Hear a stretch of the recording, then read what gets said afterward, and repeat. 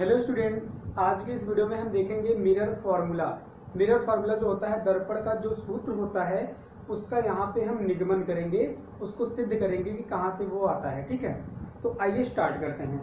तो सबसे पहले मैं आपको बताना चाहूंगा, मिरर को बताने से पहले दर्पण जो होता है, यहाँ पे गोलीय दर्पण के विषय में मैं बात कर रहा हूँ। तो गोलीय दर्पण के विषय में आपको जो पढ़ना है वो दो प्रकार का पढ़ना है, अवतल दर्पण और उत्तल दर्पण।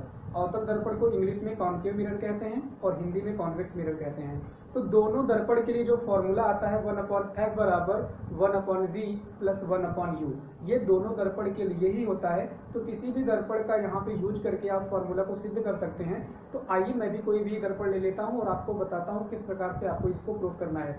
बहुत ही ज़्यादा इंपॉर्टेंट है और मैं अच्छे से क्लियर करूंगा। आराम से आप अगर ध्यान से पूरा वीडियो शुरू से लेकर अंत तक देखेंगे तो अच्छे से आपको समझ में आ जाएगा। तो आइए स्टार्ट करते हैं। चलिए हम ले लेते हैं अवतल दर्पण। अवतल दर्पण क्या होता है? अवतल दर्पण ये होता है उभरे हुए भाग की तरफ पॉलिश किया जाता है ना, इधर कलई किया जाता है, इसको कलई भी कहा जाता है। तो इस भाग में पॉलिश होता है और जो अंदर की तरफ दबा हुआ भाग है वह परावर्तक सतह होता है या परावर्तक पृष्ठ कह सकते हैं।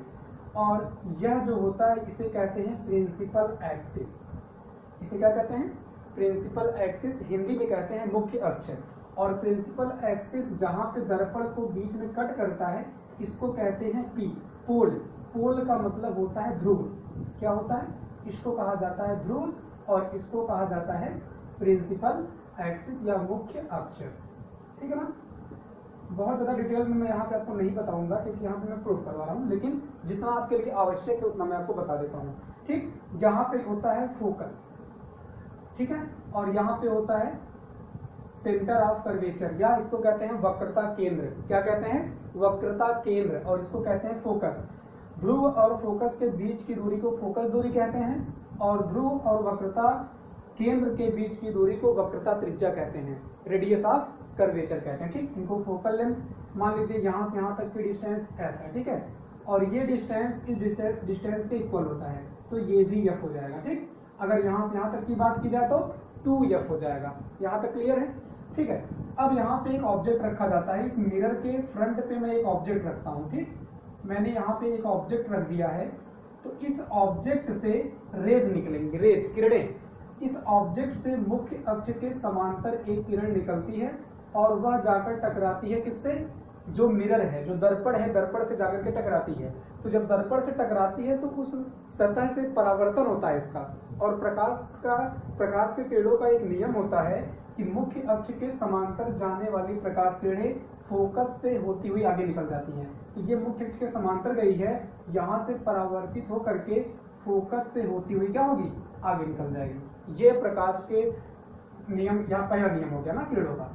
और दूसरा यहाँ से गुजारा गया वक्रता केंद्र से होकर के गुजारा गया। ठीक है, थोड़ा सा बढ़ा देते हैं। तो जब ये वक्रता केंद्र से होकर के जाएगा तो ये रूल होता है कि प्रकाश किरणें जब वक्रता केंद्र से होकर के जाती है तो उसी मार्ग में वापस आ जाती हैं। तो इधर से एंट्री किया और उसी मार्ग में वापस हो गया। और दोनों जहां पे कट करेंगे, जहां पे दोनों कट करेंगे वहीं पे बनेगा प्रतिबिंब। इसको क्या कहते हैं? इमेज कहते हैं, प्रतिबिंब। और उल्टा बनेगा। उल्टा क्यों बनेगा? क्योंकि ये जो प्रतिबिंब बन रहा है ये वास्तविक है। वास्तविक प्रतिबिंब क्या होता है? Real image. रियल इमेज ऐसा इमेज होता है जहां पे प्रकाश किरणें डायरेक्टली कट करती हैं, इंटरसेक्ट करती हैं, जहां पे डायरेक्ट मिलती हैं, उन्हें कहा जाता है रियल इमेज, वास्तविक। और जब जब इमेज रियल होता है, वास्तविक होता है, तब उल्टा बनेगा। देखिए यहाँ पे एरो ऊपर की तरफ था और यहाँ पे एरो क्या है? नीचे की तरफ है। मतलब जो प्रतिबिंब बना है ये उल्टा बना है। तो ये इसको मैं नाम दे देता हूँ AB। ये वस्तु है, क्या है? ऑब्जेक्ट है, वस्तु। ठीक है ना, इसको ऑब्जेक्ट कहते हैं। और ये क्या है? ये इमेज है, प्रतिबिंब। इसको नाम दे देते हैं A' और B'। यहाँ तक बात समझ में आ गई? इसको मैंने P कह दिया और इस पॉइंट को मैं कह देता हूँ E कह दीजिए, कोई दिक्कत नहीं है, कुछ भी कह दीजिए। ठीक है, चलिए यहाँ तक बात क्लियर हो गई। अब यहाँ पे थोड़ा सा आप ध्यान दीजिए। अब यहाँ पे देखिए तो एक ट्रायंगल ये है और एक ट्रायंगल ये है, ये दोनों त्रिभुज हैं। तो यहाँ पे आप लिखेंगे त्रिभुज ABC तथा त्रिभुज ABC आपने लिया A', B', इन दोनों में क्या चीज कॉमन आ रहा है? मतलब दोनों में क्या सिमिलरिटीज हैं? सिमिलरिटीज अगर आप ध्यान से देखें तो यह 90 डिग्री है और यह भी 90 डिग्री होगी। क्योंकि जो ऑब्जेक्ट रखा जाता है परपेंडिकुलर पे रखा जाता है, 90 अंश पे रखा है, मतलब लंबवत रखा जाता है। तो ये कोण इस कोण के बराबर है, तो आप लिख सकते हैं angle B is equal to angle B dash. क्यों बराबर है? क्योंकि ये 90 डिग्री है, ये चीज हो गई। और यह कोण इस कोण के बराबर होगा, ऐसा क्यों होगा? Vertically opposite angle. बात समझ में आ रही है? फिर शीर्षाभिमुख कोण कहते हैं, तो आप लिख सकते हैं यहाँ पे angle A C B equal to angle A dash C B dash. क्यों बराबर है? आप लिख सकते हैं शीर्षाभिमुख कोण। क्या? शीर्षाभिमुख कोण, या इंग्लिश में कहते हैं वर्टिकली अपोजिट एंगल। अगर किसी भी दो ट्रायंगल के दो एंगल आपस में बराबर हो तो वह दोनों ट्रायंगल क्या होते हैं? समरूप। मैंने आपको मैथमेटिक्स में पढ़ाया था, पिछला आप जाकर के वीडियो अगर देखेंगे, प्लेलिस्ट में वीडियो है, तो वहां पे मैंने आपको सिमिलरिटीज के विषय में पूरी जानकारी दी है कि सिमिलरिटी होती क्या है या समरूपता क्या होता है। तो ये दोनों त्रिभुज क्या हो जाएंगे? समरूप हो जाएंगे। तो आप इसलिए लिखेंगे, इसलिए ट्रायंगल ए बी सी, ये समरूप का साइन ये होता है, ठीक, ये समरूप का साइन। अगर इसी नीचे दो बराबर कर देते हैं तो सर्वांग समता हो जाता है, कांग्रुएंसी। अभी कुछ दिन पहले मैंने आपको पढ़ाया था ये चीज, ठीक है। तो समरूप किसकी हो जाएगा? ये त्रिभुज ए डैश बी डैश सी। और समरूप त्रिभुज जो होते हैं उनके भुजाओं का अनुपात, संगत भुजाओं का अनुपात इक्वल होता है, ठीक है। Ratio of corresponding sides are equal, ठीक है। तो इनका जो रेशियो होगा, कहने का मतलब ए बी का जो रेशियो होगा ए डैश बी डैश के साथ, वही रेशियो बी सी का होगा बी डैश सी के साथ। बी सी का किसके साथ होगा? बी डैश और सी के साथ होगा। इसको मैं इक्वेशन नंबर फर्स्ट कह देता हूं, ठीक है। बात समझ में आ गई? जिस प्रकार से ये दोनों त्रिभुज, और ये देखिए समरूप किस लिए हुए हैं, यहाँ पे आप देख सकते हैं कि एंगल एंगल सिमिलरिटी, मतलब इस सिमिलरिटी के कारण ये जो है समरूप हुए हैं या सिमिलरिटी हुए हैं। ब्रैकेट में आप लिख सकते हैं, कोई दिक्कत नहीं है। ये हो गया समीकरण नंबर 1। अब बात ध्यान से देखें तो देखिए, अगर आप ई को पी से मिला दीजिए, क्या करिए? ई को पी से मिला दीजिए, ठीक है ना। ये भी परपेंडिकुलर है, कोई दिक्कत नहीं है, और ये भी परपेंडिकुलर है। अगर मैं बात करूं इस ट्रायंगल की, देखिए E P F, triangle E P F and देखिए ई पी एफ, ठीक है ना, कोई दिक्कत नहीं। तो यहां पे अगर आप देखें A dash B dash F, triangle A dash B dash और एफ, मतलब यहाँ पे जिस प्रकार से ये दोनों ट्रायंगल आपस में समरूप निकले, उसी प्रकार से ये दोनों भी समरूप हैं। क्यों? देखिए ये 90, ये 90 और ये इसके बराबर है। कहने का मतलब आप लिख सकते हैं सिमिलरली, यहाँ पे आप लिख सकते हैं सिमिलरली, ये चीज मतलब ये इन ट्रायंगल ऐसे लिख सकते हैं आप, सिमिलरली इन ट्रायंगल, इसमें ना, तो ट्रायंगल आपस में क्या हो जाएंगे? ई पी एफ, ये भी समरूप हो जाएंगे triangle A dash B dash. कैसे हुए? Same property, angle angle similarity की वजह से ये दोनों भी समरूप हो गए। और जब समरूप हो गए तो इनके भी भुजाओं का अनुपात क्या हो जाएगा? इक्वल हो जाएगा। तो ईपी का जो अनुपात है वो ए डैश बी डैश के साथ है, तो EP upon A dash B dash, ठीक है ना, ये किसके बराबर हो जाएगा? ये P F upon B dash, ठीक है। ये किसके हो जाएगा? ई एफ अगर लेना चाहेंगे तो ई एफ ले लीजिए। देखिए किसके साथ है? ईपी का ए डैश बी डैश के साथ है, ठीक है। देखिए ईपी का ए डैश बी डैश के साथ है, और बी डैश एफ का जो हो जाएगा वो हो जाएगा पी एफ के साथ, ठीक है। तो यहाँ पे आप देख सकते हैं बी डैश एफ का जो होगा पी एफ के साथ। तो अगर आप यहाँ पी एफ लेंगे, पी एफ, तो बी डैश एफ हो जाएगा। बात समझ में आ गई? और ध्यान से थोड़ा सा आप ध्यान दें, अगर आप ए बी जो है वो ईपी के इक्वल है। क्यों इक्वल है? क्योंकि मैंने पहले ही बताया था कि ये जो किरण है, जो रेज है, वो मुख्य अक्ष के समांतर गई है। तो समांतर गई है तो ये परपेंडिकुलर रहा, ये परपेंडिकुलर रहा। तो आप जानते हैं, मैथमेटिक्स में पढ़े होंगे, दो समांतर रेखाओं के बीच की लंबवत दूरी सदैव समान होती है। सदैव क्या होती है? इक्वल होती है। इस कारण से ए बी जो है ईपी के इक्वल होगा। तो जहां पे ईपी है मैं वहां पे लिख सकता हूँ क्या? A B. तो A B upon A dash B dash बराबर P F upon B dash F. चूंकि आप लिखेंगे आप E P is equal to A B, तो जहां पे ए पी था मैंने वहां पे क्या रख दिया? ए बी रख दिया। इसको मैं समीकरण नंबर 2 कह सकता हूँ। अगर आप ध्यान से देखें समीकरण नंबर 1 और समीकरण नंबर 2, देखिए ये दोनों बराबर हैं। A B upon A dash B dash, A B upon A dash B dash. कहने का मतलब है अगर मैं समीकरण 1 और 2 से कह दूं तो अगर ये दोनों आपस में बराबर है तो इधर वाले भी आपस में क्या होंगे, इक्वल होंगे। तो आप लिखेंगे समीकरण 1 तथा 2 से, समीकरण 1 तथा 2 से अगर दोनों समीकरण की बात करें तो यह चीज इस चीज के बराबर हो जाएगा। तो कहने का मतलब B C upon B dash C बराबर P F upon B dash F. संख्या को हम पलट देते हैं, ठीक है ना, केवल हम यहाँ से पलट देते हैं संख्या को। तो क्या हो जाएगा, ऊपर चला जाएगा बी डैश सी और नीचे आ जाएगा बी सी, ठीक है, बराबर बी डैश एफ ऊपर हो जाएगा और पी एफ नीचे हो जाएगा।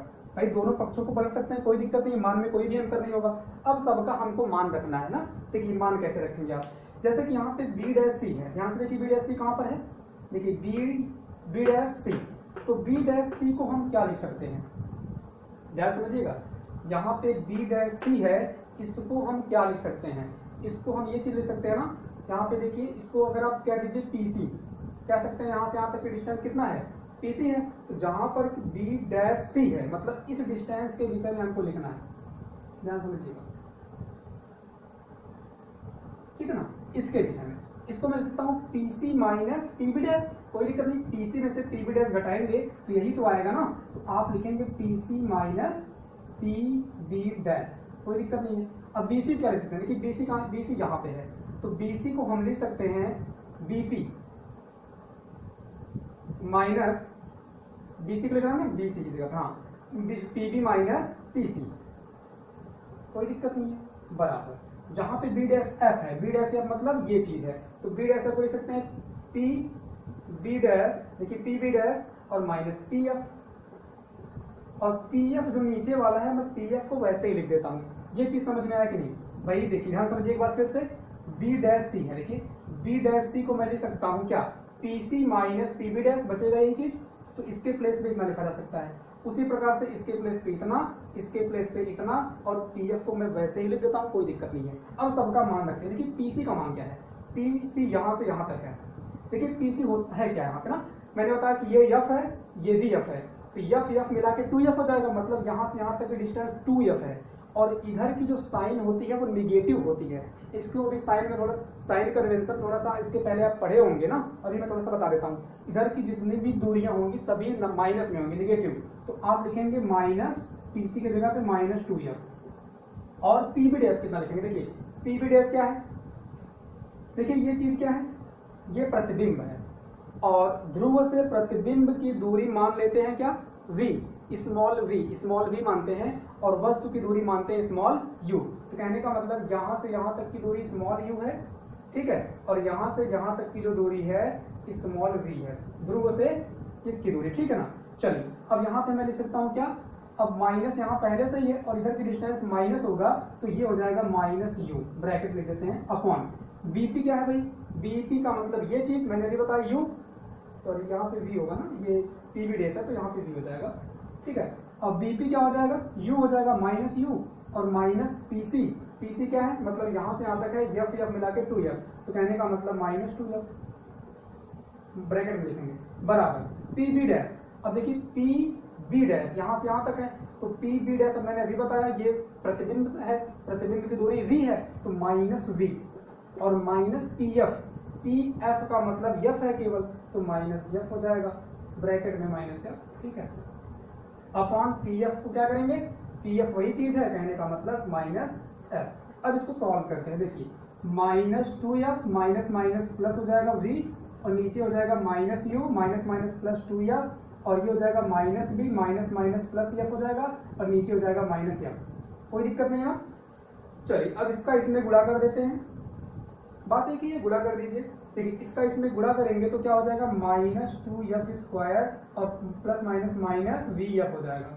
इसका इसमें गुणा करेंगे तो माइनस माइनस प्लस हो जाएगा u भी, और u का जब गुणा f में होगा माइनस uf हो जाएगा, और 2f का गुणा इसमें होगा माइनस 2vf, और इसमें गुणा होगा प्लस 2f स्क्वायर। यहाँ तक बात समझ में आ गई, कोई दिक्कत नहीं ना, 2f स्क्वायर यहाँ तक हो गया, ये चीज हो गई, कोई दिक्कत नहीं है। माइनस माइनस यहाँ प्लस हो गया था, इसका आपने यहाँ पे गुणा कर दिया, तो 2f का गुणा आपने इसमें कर दिया, ये माइनस हो गया और ये हो जाएगा प्लस में, कोई दिक्कत नहीं ना, कहीं पे मिस्टेक तो नहीं हो रहा है कैलकुलेशन में, क्योंकि यहाँ पे देखिए माइनस में आ रहा है, ये प्लस में आ रहा है, दोनों का साइन सेम होना चाहिए था, कहीं पे मिस्टेक हो रहा है थोड़ा सा।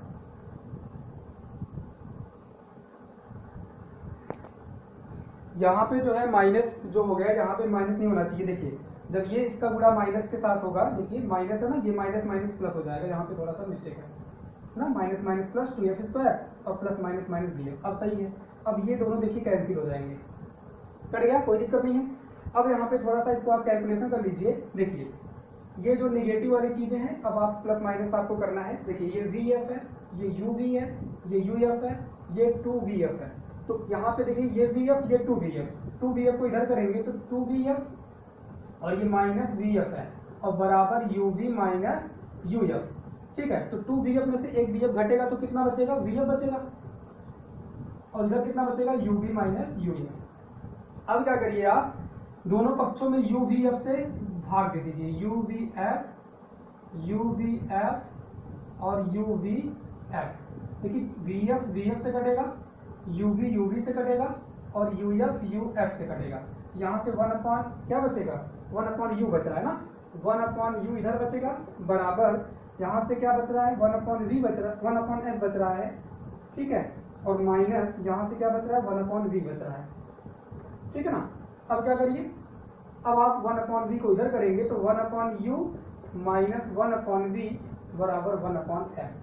यही फॉर्मूला आपको प्रूव करना था ना, कि 1 अपॉन, यहाँ पे ये प्लस हो जाएगा, देखिए 1 अपॉन v इधर आएगा तो ये प्लस हो जाएगा ना, 1 अपॉन u, और ये इधर आके 1 अपॉन v प्लस में हो जाएगा और बराबर 1 अपॉन f। यही चीज आपको प्रूव करना था कि 1 अपॉन f बराबर 1 upon u plus 1 upon v। ये है मिरर का फॉर्मूला, जो कि मैंने आपको अवतल दर्पण से करवाया है। किससे, अवतल दर्पण, जिसको कॉनकेव मिरर कहा जाता है इंग्लिश में। तो इससे ये चीज मैंने प्रूव करवा दिया है। तो आई थिंक कोई डाउट नहीं होगा आपको। यहाँ पे थोड़ा सा मिस्टेक हुआ था, मैंने आपको बता दिया, ये माइनस में प्लस होगा, तो इनका गुणा इसमें होगा तो ये प्लस हो जाएगा, तब ये दोनों आपस में कैंसिल हो जाएंगे। और यहाँ पे मैंने क्या किया है, uvf, दोनों पक्षों में uvf से भाग दिया गया। यहाँ पे आप लिख लीजिएगा ब्रैकेट में, दोनों पक्षों में uvf से भाग देने पर, भाग देंगे तो बाकी सब कैंसिल होगा और बचेगा आपके पास ये चीज, पक्षांतर करेंगे तो ये चीज आपके पास मिल जाएगा, जो कि आपको सिद्ध करना था, यही प्रूव करना था। बात समझ में आ गई है? अगर आपको समझ में आ गया तो अच्छी बात है, और अगर आप किसी को लग रहा है कि ये अवतल दर्पण से सर ने करवाया, उत्तल दर्पण से भी करवाना चाहिए, तो कमेंट कर दीजिएगा, मैं अगले वीडियो में करवा दूंगा। धन्यवाद।